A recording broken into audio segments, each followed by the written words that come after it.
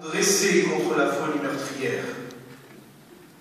Alors à ces gens dont a été ôtée toute substance d'humanité, je leur dis, votre violence ne fera que nous rapprocher les uns les autres.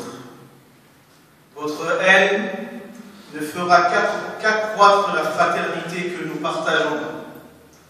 Et votre tentative de nous diviser ne fera que renforcer notre unité. Ensemble, communauté de croyants, chrétiens et musulmans, attelons-nous à construire un monde meilleur. Répondons à la haine par l'amour, à la violence par la compassion et la pitié.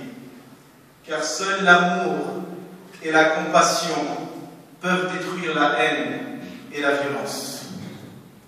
Pour finir, je voulais juste citer la promesse du prophète Mohammed, que la paix et la bénédiction de Dieu soit sur lui, qu'il a fait en 628 à une délégation de moines du monastère de Sainte-Catherine venant demander sa protection.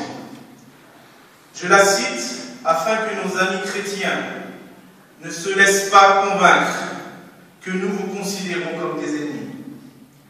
Cette promesse, la voici.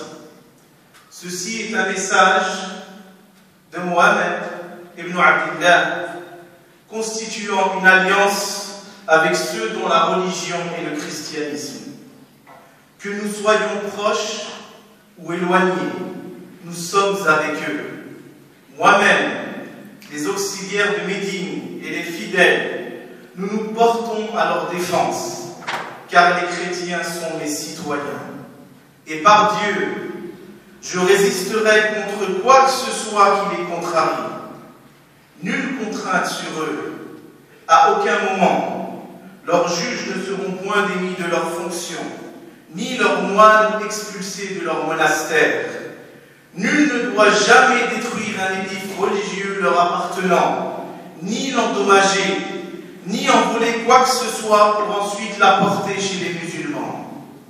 Quiconque en vole quoi que ce soit viole l'alliance de Dieu et désobéit à son prophète. En vérité, les chrétiens sont mes alliés et sont assurés de mon soutien.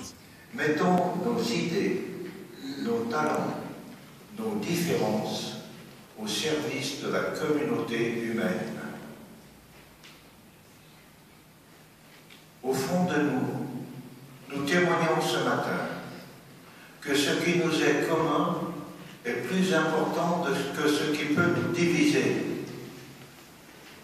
Ce qui nous est commun, c'est notre dignité de personne humaine, si précieuse et si fragile. C'est cela que nous avons à servir. La dignité de la personne humaine, la dignité de la communauté humaine. Adorer Dieu, c'est refuser de se servir de son nom pour tuer, comme pour voler, pour mentir ou pour tricher. Tuer l'innocent est un blasphème contre Dieu. La mort de toutes ces personnes désarmées, toutes ces vies fauchées sans distinction de nationalité ou de religion, de Bagdad à Orlando, de Nice à Saint-Étienne-du-Rouvray, est un blasphème contre Dieu. Le seul pouvoir que Dieu délègue aux croyants est celui de croire dans le pardon, dans la miséricorde infinie de Dieu.